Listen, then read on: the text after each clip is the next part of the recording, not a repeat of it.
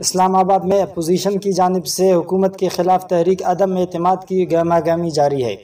اس دوران جے یو آئی کے مرکزی سالار حاجی عبدالرزاق عابد لاکھو ہنگامی طور پر کراچی سے اسلام آباد پہنچ گئے، جبکہ دیگر معاون سالاروں کو بھی فوری طور پہنچنے کا حکم جاری کر دیا۔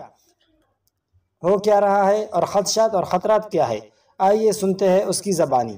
جیسا کہ ملک کے وزیر اعظم عمران خان کے خلاف عدم اعتماد کی تحریک پیش کی گئی ہے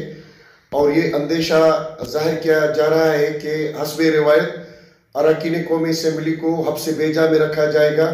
تو اس حوالے سے اگر حکومت نے اس طرح کی کوئی گھنو سازش کی اور کسی بھی رکن اسمبلی کو اغوا کرنے کی کوشش کی گئی تو انصار اسلام کے دستے اسلام آباد پہنچ جائیں گے اور ان کو سیکورٹی فراہم کریں گے، اور مرکزی نائب سالار محترم عبداللہ خلجی کی قیادت میں